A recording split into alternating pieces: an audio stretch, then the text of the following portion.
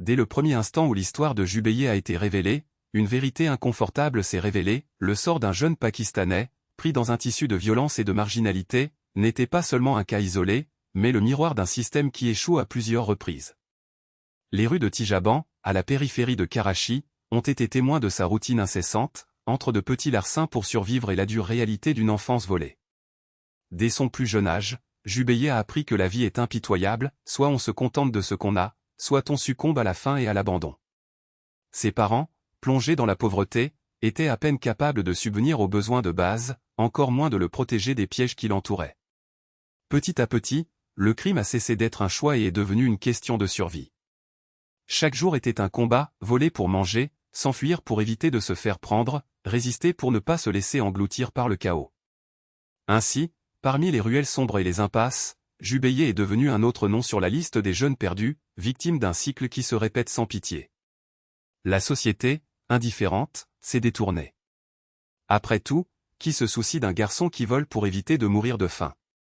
Mais l'histoire ne s'est pas arrêtée là. Lorsque la nouvelle de son arrestation à l'aéroport s'est répandue, quelque chose d'inattendu s'est produit. Les gens ont commencé à voir au-delà des stéréotypes. Il s'agissait d'un jeune homme d'une vingtaine d'années, ayant vécu une vie de privation, dont les choix ont été façonnés par le manque d'opportunités. Il n'était pas un monstre, mais le produit d'un environnement qui ne lui laissait aucune chance. Et puis, la question inévitable s'est posée, dans quelle mesure sommes-nous responsables de ces abandons de la société?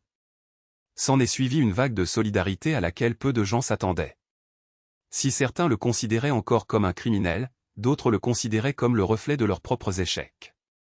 Après tout, si un garçon comme Jubeyyeh a été poussé au crime par pure nécessité, qu'est-ce que cela dit de nous? La réponse est inconfortable, peut-être sommes-nous tous complices d'un système qui ferme les yeux sur les inégalités et l'injustice. Les réseaux sociaux ont été remplis de débats houleux. Certains préconisaient une punition exemplaire, d'autres, une seconde chance. Mais au milieu de la tourmente, une vérité est apparue, Jubeyyeh n'était pas qu'un voleur. C'était un survivant. Et si, au lieu de le condamner à l'oubli, on lui donnait la possibilité de recommencer? Si, au lieu de vous enfermer dans l'obscurité, nous vous montrions qu'il y a de la lumière de l'autre côté? Après tout, combien d'entre nous ont commis des erreurs par désespoir? Combien avons-nous été jugés avant même d'avoir eu la chance de nous expliquer? Jubeyyeh n'est pas différent. Il n'est qu'un visage parmi la multitude de jeunes que le monde a laissés derrière lui. Mais cette fois, quelque chose a changé. Les gens ont commencé à se demander, et si, au lieu de punir, nous aidions? L'affaire Jubeyyeh ne concerne pas un crime. Il s'agit de notre humanité. De la capacité de voir au-delà des apparences et de comprendre que derrière chaque erreur se cache une histoire. Et si cette histoire était celle de l'abandon, de la faim et du manque d'opportunités? Pour autant, méritons-nous de le condamner sans même chercher à le comprendre?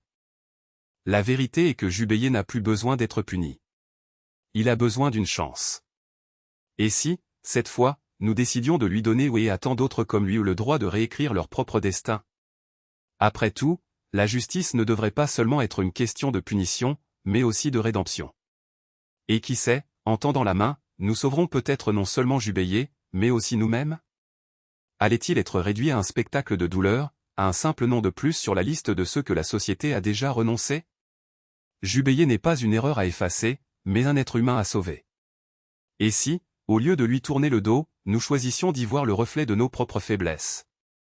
Une justice qui ne fait que punir est une justice incomplète. Elle se contente de la fin de l'histoire, alors qu'elle devrait être le début d'une nouvelle. Combien de fois avons-nous vu des vies gâchées par un système qui préférait verrouiller la porte plutôt que d'offrir une clé? Jubeyyeh n'a pas besoin de plus de barres, il a besoin d'un chemin. Et ce chemin ne se construit pas avec indifférence, mais avec le courage de croire que même les hommes les plus perdus peuvent trouver la lumière. Imaginez un instant qu'il soit votre frère, votre fils, votre ami. Imaginez qu'à un moment donné, la vie l'ait poussé dans une impasse, et que maintenant il nous regarde non pas avec défi, mais avec une demande silencieuse, aidez-moi à revenir. N'est-ce pas ce qu'on fait quand on aime quelqu'un?